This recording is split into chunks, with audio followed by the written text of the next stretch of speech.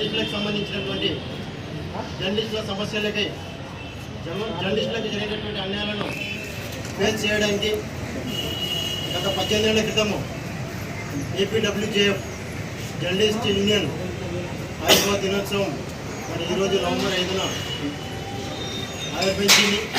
So ఈ సందర్భంగా journalist అనే వ్యక్తి మరి ఎక్కడ పోయినా కూడా జర్నలిస్టుకు ఉపాధి హామీ అనేది అస్సలు ఉండదు.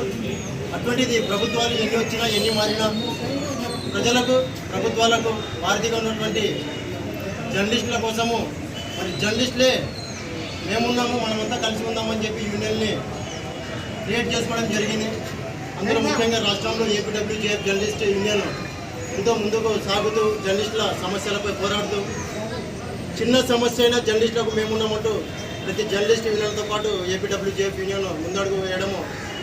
ఎంతో శుభకార్యం శుభ పరిణామం అని చెప్పి సందర్భంగా ఏపీడబ్ల్యూజేఎఫ్ 18వ ఆవిర్భావ దినోత్సవాన్ని మా కర్నూలు జిల్లా ఎమ్మెగనూరు నియోజకవర్గానికి సంబంధించినటువంటి గోడెగండ్ల నందవరం ఎమ్మెగనూరు మండలం సంబంధించిన విలేకరులందరూ కలిసి మరి ఈ విధంగా ఎమ్మెగనూరు ప్రభుత్వ ఆసుపత్రికి చెందినటువంటి మల్లికార్జున సార్ గారు మరి ఆర్థోపెడిక్ స్పెషలిస్ట్ సార్ ఆయన ద్వారా ఇక్కడ మేము ఈ కేక్ కట్ చేసే కార్యక్రమాన్ని ఈ పండుగను మా జర్నలిస్టులతో పాటు సార్ చేస్తున్నందుకు ఈ సందర్భంగా మేము సార్కి కృతజ్ఞతలు తెలుపుతూ మరి రాబోయే రోజుల్లో ప్రభుత్వాలు ఏమైనా ఉండని సో దయచేసి జర్నలిస్టులపైన దృష్టి సారించి జర్నలిస్టుల సమస్యలను తీర్చాలని చెప్పి అక్రిడేషన్ సమస్య అయితేనేమి జర్నలిస్టుల పిల్లల చదువులకైతేనేమి జర్నలిస్టులకు ఇళ్ల పట్టాలు ఇళ్ల స్థలాలు పక్క స్థలాలు ఇల్లు కట్టించే కార్యక్రమాలను ప్రభుత్వాలు త్వరగా చేపట్టి మరి